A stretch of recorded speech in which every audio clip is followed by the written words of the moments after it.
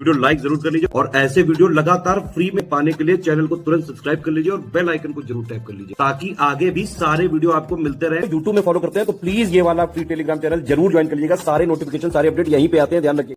तो आ जाओ भाई, हिस्ट्री के दूसरे लेक्चर में आज फिर से धमाकेदार 50 क्वेश्चंस का क्विक रिवीजन करते हैं हम लोग संपूर्ण इतिहास का। आपके लिए 1000 एमसीक्यू की प्रैक्टिस में करा रहा हूँ, तो बिना देरी के अपना पहला सवाल देख लेते हैं। देवदासी प्रथा किस काल में आम थी? कह रहा the practice of devadasi was common in Vijayanagar period, sultanate period, Mughal period या अर्ली वैदिक पीरियड। तो देखिए, देवदासी प्रथा जो थी वो विजयनगर जो पीरियड था, जो वही समझिए 1330-36 से शुरू होता है, वही 1660 के आसपास हरिहर और बूका जो थे उन्होंने इसकी स्थापना करी थी भाई, किसकी? विजयनगर एम्पायर की। तो उसमें यह आम था, है ना, देवदासी प्रथा। एक बहुत अच्छी मूवी भी है महाराज करके, है ना, वो आपने शायद देखी हो, देखिएगा, उसमें ये देवदासी टाइप का ही सिस्टम दिखाया हुआ है। चलिए अगला, the first French east India company was setup. पहली फ्रेंच ईस्ट इंडिया कंपनी की स्थापना कहाँ पर की गई थी? मसूलीपट्टनम, सूरत, पौंडीचेरी या मद्रास? तो देखिए, सूरत में सबसे पहले फ्रेंच ईस्ट इंडिया कंपनी लगी थी 1668 में। कब लगी थी? 1668 में सबसे पहले इन्होंने सूरत में ही लगाई थी। और सूरत में ब्रिटिशर्स की बात करें तो ब्रिटिशर्स को सूरत में फैक्ट्री लगाने की परमिशन मिली थी 1613 में। ठीक है, कब मिल गई थी? 1613 में। अब इनमें से पूछ लिया अगर किसने सबसे पहले सूरत में फैक्ट्री लगाई थी, तो पोर्तुगीज़ ने अर्ली 1540s के आसपास सूरत में फैक्ट्री शुरू कर दी थी। ठीक है, चलिए अगला है 53 नंबर। कह रहे निम्नलिखित में से वृक्ष और उनके प्राप्ति क्षेत्र की कौन सी जोड़ी सही नहीं है? देवदर मिडिल गैंजेटिक प्लेन से मिलता है, टीक सेंट्रल इंडिया यानी मध्य भारत, सिंकोना हिमालय के तराई रीजन से, सुंदरी सुंदरबन डेल्टा से। तो देखिए, जो देवदर पेड़ है ना, ये आप अगर हिमालय साइड घूमने गए होंगे तो आपने देखा होगा जो वेस्टर्न हिमालयाज है ना, वेस्टर्न हिमालय पश्चिम हिमालय, वहाँ मिलेगा बड़े बड़े जो नुकीलेदार होते हैं। घूमने अगर आप गए होगे देखा होगा, लंबे लंबे ऊंचे ऊंचे पेड़ होते हैं, अरे जैसे क्रिसमस ट्री टाइप होता है उसी तरीके। इसके बाद कह रहा है Hindustan Republican association was founded in. Hindustan Republican association की स्थापना कहाँ पे हुई थी? लखनऊ, कानपुर, चित्तागोंग या कोलकाता? तो बहुत ही इंपॉर्टेंट क्वेश्चन है हिंदुस्तान रिपब्लिकन एसोसिएशन। इसकी स्थापना पहले तो समय याद रखना 1924 में बन गई थी भाई। नॉन कॉपरेशन के बाद ये लोग भगत सिंह वगैरह भी काफ़ी ज़्यादा नाराज़ हो गए थे, नॉन कॉपरेशन खत्म हो गया था, तो उसके बाद ये बना था। इसमें शामिल कौन कौन से थे भाई? तो एक तो राम प्रसाद जो बिस्मिल थे, उनका नाम याद रखना, राम प्रसाद बिस्मिल। और आपका जोगेश चंद्र चैटर्जी इसमें शामिल थे। सचिन सान्याल, ये जो HRA बनी थी, ठीक है, इसको याद रखना। फिर बाद में क्या होता है, जो चंद्रशेखर आज़ाद थे, चंद्रशेखर आज़ाद, वो क्या करते हैं, आज़ाद जी HRA का नाम बदल के बाद में HSRA कर देते हैं, यानी हिंदुस्तान सोशलिस्ट रिपब्लिकन एसोसिएशन कर देते हैं। ठीक है, और इसका भी समय पूछ ले कि HRA HSRA कब बना, तो 1928 बता देना, क्योंकि बीच में 1925 में काकोरी ट्रेन कांड जो हो गया था, उसके बाद से इसको बैन वैन कर दिया गया था HRA, तो इन लोगों ने नाम बदल के इसको ये कर लिया था। ठीक है, इसमें भगत सिंह वगैरह भी आ गए थे, आज़ाद, चंद्रशेखर आज़ाद, सुखदेव, ये सब। अगला, भारत में निम्नलिखित में से किस मामले में फिलिप स्प्रैट नामक एक अंग्रेज पर मुकदमा हुआ था? In which of the following conspiracy cases in India as was an English man named Philip Spratt tried? तो फैक्चुअल सवाल, टू द पॉइंट, याद रखना, मेरठ कंस्पायरेसी केस। और इसका समय भी अगर पूछ ले तो याद रख लेना 1929 के आसपास था इसका समय। ठीक है, याद रखिएगा इसको। चलिए आगे बढ़ते हैं हम लोग। कह रहे हैं निम्नलिखित में से कौन सा युग्म सही सुमेलित नहीं है? ये आपको पहचानना होगा इसमें से। जैसे गुलामगिरी ज्योतिबा फुले ने लिखी, दर्पण Jawaharlal Nehru, young India Mahatma Gandhi, Arctic home in Vedas बाल गंगाधर तिलक। तो इसमें से कौन सा सही मैच नहीं कर रहा है? तो देखिए, ये जो नील दर्पण है, ये दर्पण या नील दर्पण कह सकते हो, इसको दीन बंधु मित्र ने लिखा था। किसके द्वारा लिखा गया है? ये दीन बंधु मित्र के द्वारा। ठीक है, तो ये आपका गलत हो जाता है, ये सही है, दीन बंधु मित्र। चलिए अगला, क्रोनोलॉजी में आपको लगाना है इसमें मुगल काल के शासकों को। Akbar second, Jahandar Shah, Shahjahan to, Bahadur Shah. अब एक पॉइंट और मेरा नोट कर लो, एक जो मैं फिर से आपको अभी बता दूं, जितने भी मुगल्स हैं, मुगल्स प्लस लेटर मुगल्स है ना, जो मुगल्स के बाद भी हैं, जैसे आलम शाह, आलमगीर, ये सारे ही जितने भी हैं, उन सब की क्रोनोलॉजी आपको याद रखनी है। पहला टॉपिक अभी ये क्विक करना है आपको आज ही काम।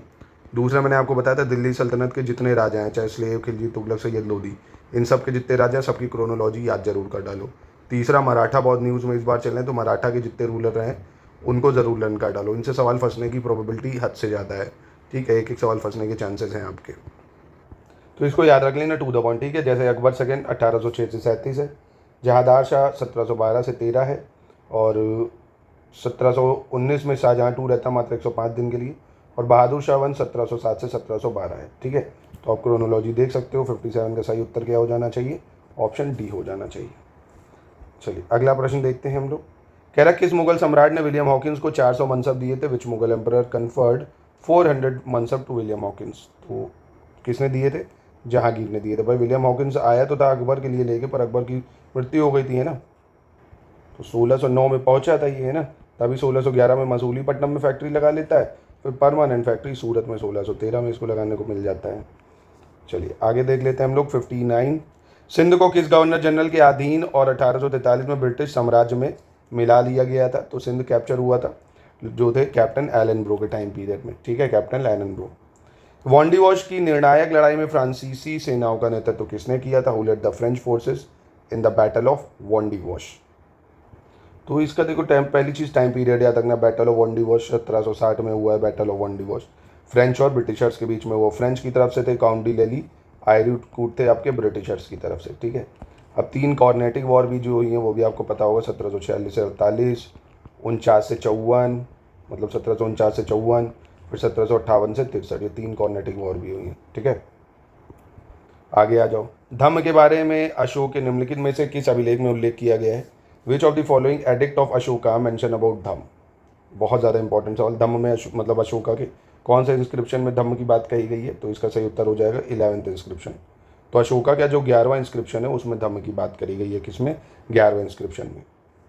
फिर कह रहे निम्नलिखित में से कौन सा शासक बौद्ध धर्म के प्रति सहिष्णु नहीं था? Which of the following ruler was not tolerant to Buddhism? Pulakeshin II और गौतमीपुत्र शतकर्णी, हर्षवर्धन, पुष्यमित्र शुंग। तो ये जो था पुष्यमित्र शुंग, इसने बहुत बौद्धों को मारा था क्योंकि ये ब्राह्मण रूलर था, तो बौद्धों को काफ़ी ज़्यादा इसने मारा था। फिर जगत गुरु बादशाह की उपाधि किसे दी गई थी? Who was given the title of Jagat Guru बादशाह?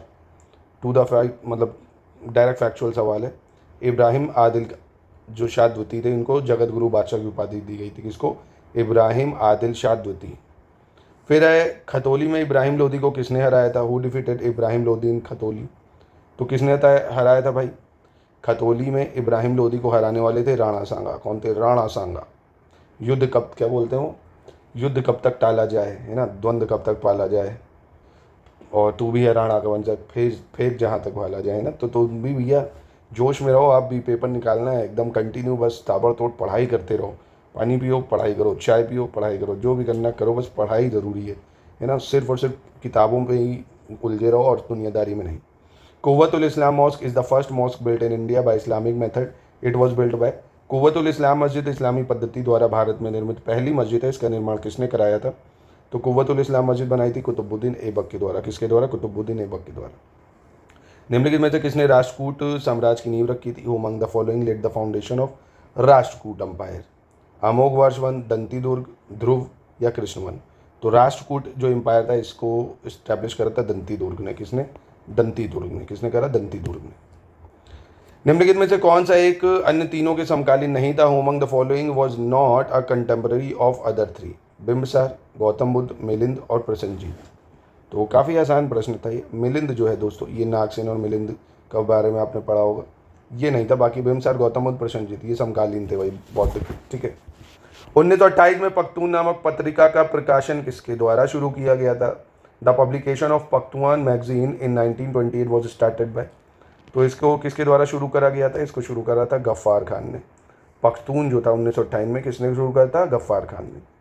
11 वर्ष 1946 में गठित अंतरिम कैबिनेट की अध्यक्षता किसने की थी? हु हेडेड द अंतरिम cabinet formed in the year 1956? तो इसको किसने करा था? जवाहरलाल नेहरू ने, ठीक है।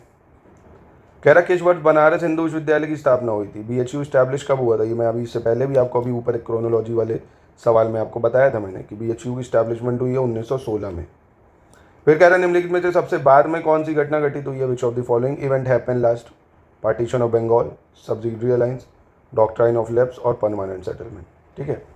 तो पार्टीशन ऑफ बंगाल आपको पता ही होगा यार, 1905 में होता है ये। और सब्सिडियरी अलायंस 1798 से 1805 के बीच में लॉर्ड वेल्सेली लाता है। डॉक्ट्राइन ऑफ लैप्स 1848 से 56 में आता है। कौन था वो?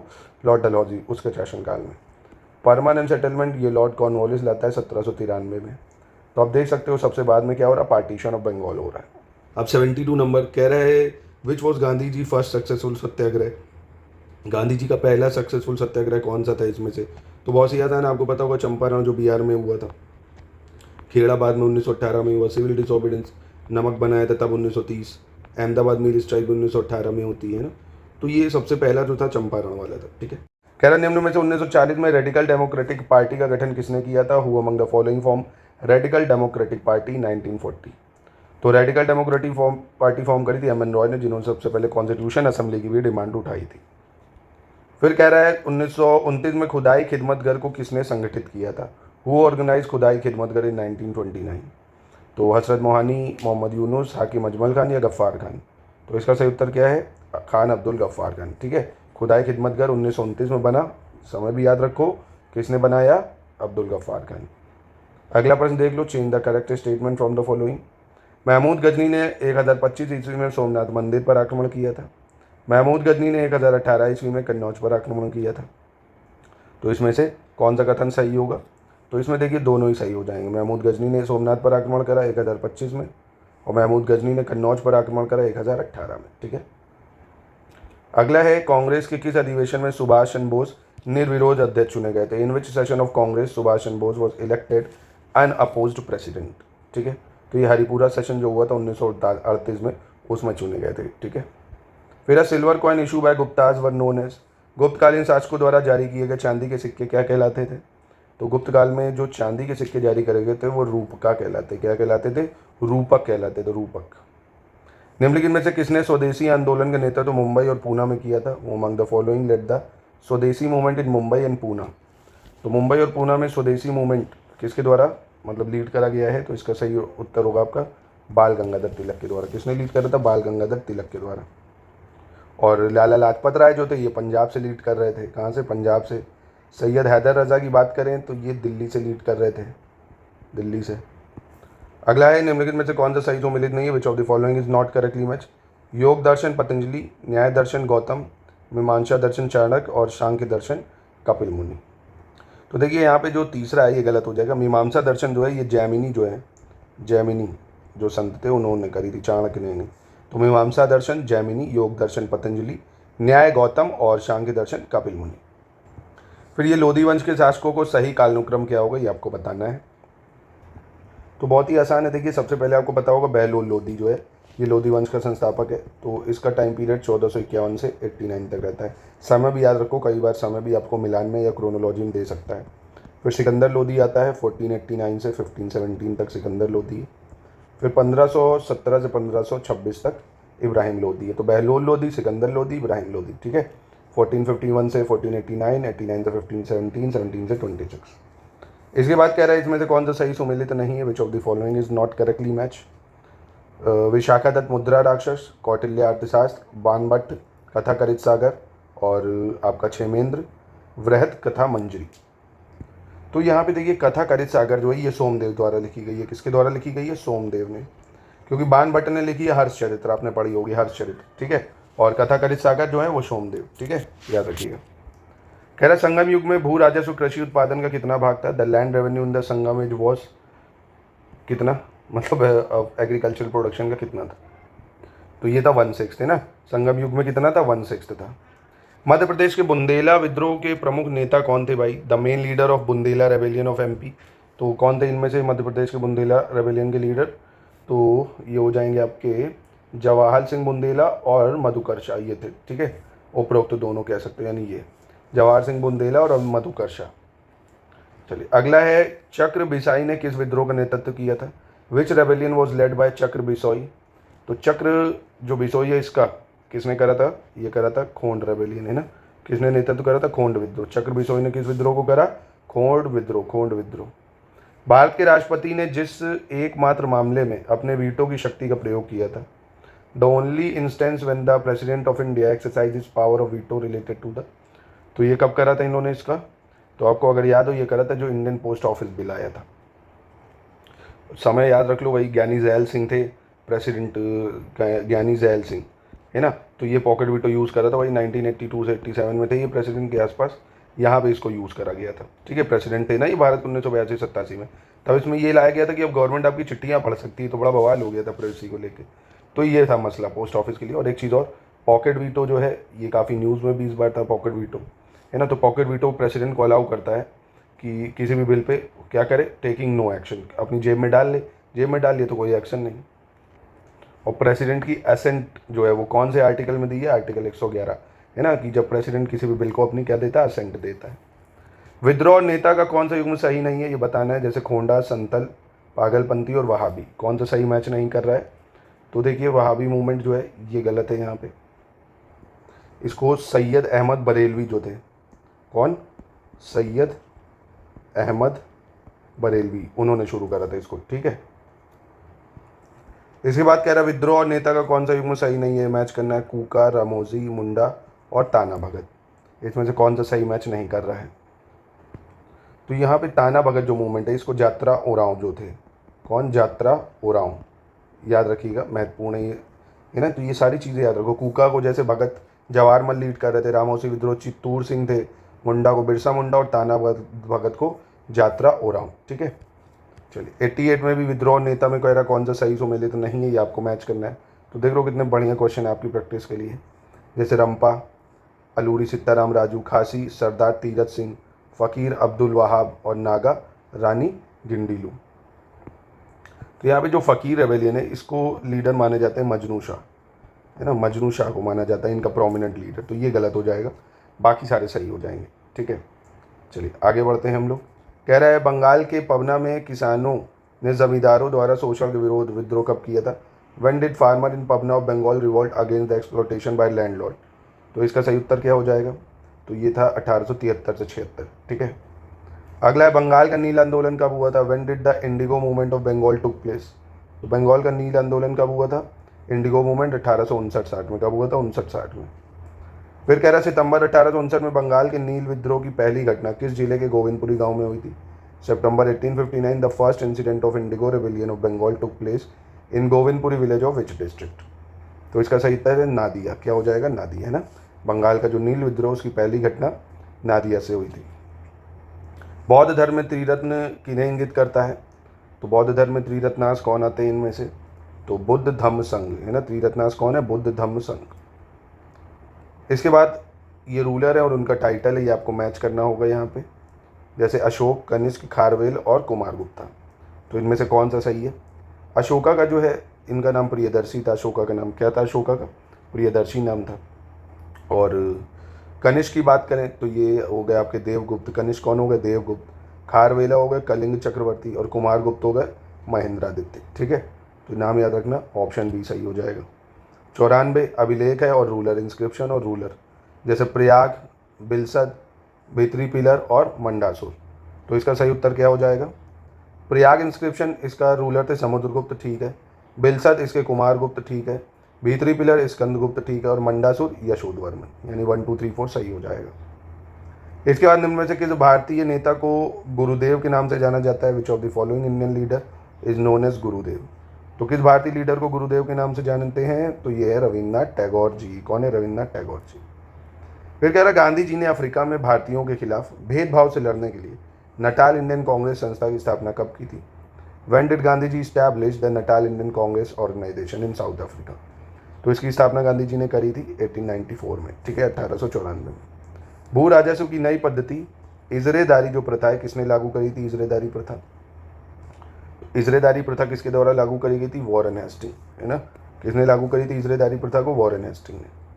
अब ये प्रथा भी ऐसे समझ लीजिए जैसे क्या था, एक रेवेन्यू सिस्टम है, इसमें जो ब्रिटिश ईस्ट इंडिया कंपनी थी ये क्या करती थी, अपनी लैंड को इजारेदारों को दे देती थी, मतलब एक तरह से ठेके पे दे देती थी। अब वो लोग वसूलते थे ये सब टैक्स और ब्रिटिशर्स को एक फिक्स अमाउंट दे देते थे, ठीक है।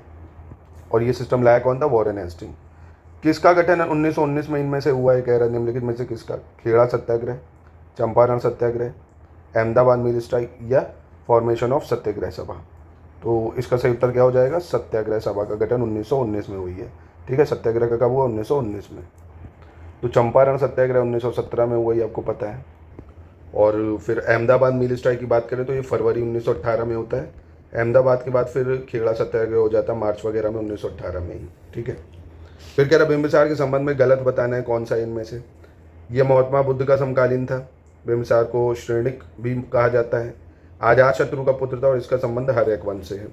तो इनमें से कौन सा गलत हो जाएगा, तो बहुत ही आसान है, देखिए he was the son of Ajatashatru, गलत है। ये अजात शत्रु का पुत्र नहीं था, अजात शत्रु जो था वो बिंबिसार का पुत्र था, है ना। अजात शत्रु किसका पुत्र था, बिंबिसार का। बाकी तीनों स्टेटमेंट सही है। 100 देख लेते हैं। कह रहा है जैन समुदाय में प्रथम विभाजन श्वेतांबर संप्रदाय के संस्थापक इनमें से कौन थे? Founder of Shvetambara sect which was the first division in Jain community. तो श्वेतांबरा सेक्ट की स्थापना किसके द्वारा करी गई थी? स्थूलभद्र के द्वारा करी गई थी। किसके द्वारा? स्थूलभद्र के द्वारा। ठीक है, तो ये था शानदार आज का रिवीजन दोस्तों। बढ़िया से देखिए 50 क्वेश्चन जो बताएं, बहुत सारी इन्फॉर्मेशन दी है। प्लीज़ इसको नोट डाउन करके अपने दिमाग में फीड ज़रूर करें, बहुत हेल्प करेंगे सवाल आपके। तो ऐसे ही लगातार हम लोग डेली रिवीजन करेंगे, 1000 MCQ करेंगे, तो लगातार इसको फॉलो करते रहिए। और ज़्यादा देखिए एक ही वीडियो चाहिए तो वो पेड में ही मिलेगा। आप खुद सोचिए, अब 1000 क्वेश्चन बैठ के आपके लिए बनाऊंगा 5-7 घंटे, तो सब कुछ मुफ्त फ्री सुविधा भंडारा तो चल नहीं रहा, यहाँ कौन देगा, है ना। तो ये सारी समस्या, थोड़ी चीज़ें आप भी सोचा करिए। हर चीज़ फ्री नहीं मिल सकती है, संभव ही नहीं है। हिंदी कोई कह रहा आपको फ्री दे दो, टेस्ट भी पूरा फ्री दे दो, पूरे वीडियोज़ कह रहे लंबे 8-8, 10-10 घंटे के बना दो। तो यार यहाँ फंडिंग हो रही है क्या? सरकार दे रही पैसा, क्या हो रहा है? तो कुछ चीज़ें तो आपको सहयोग करना पड़ेगा ना। जब तक आप सहयोग नहीं करेंगे तो हम भी कैसे चलेंगे भाई। टैब, AC, रिसोर्सेज ये सब लग रहे हैं, तो आप खुद सोचिए ना कैसे कोई चीज़ फ्री में चल सकता है। युद्ध भी चल रहा है तो उसके लिए भी, युद्ध करने के लिए भी पैसा चाहिए होता है भाई। तो कुछ इतने तो समझदार आप हो ही। आप सैलरी लोगे तो आप सैलरी थोड़ी दान में करोगे, वो भी तो आप अपने लिए यूज़ करोगे। तो थोड़ी चीज़ें आप भी समझा करिए। जितना आपको दिया जा रहा है उसी चीज़ों का फ़ायदा लीजिए। एक्स्ट्रा आप करना चाहते हैं, आपकी जो फरमाइशें हैं आप, तो आप पेड में आइए, है ना। फ्री में ये आपको दिया जा रहा है तो ये आपका अधिकार थोड़ी है ना। आपको हम दे रहे हैं, अधिकार आपको जताना है तो आपको फिर फीस देनी पड़ेगी। वहाँ पे आपको सारे ग्रीवेंसेस सॉल्व होंगे भाई। जब आप पैसा दोगे तभी तो आपकी बातें सुनी जाएंगी। ठीक है, यहाँ पे तो जब हम जितना कर रहे हैं ठीक है, आपके लिए समझा करिए 2-3 चीज़ें।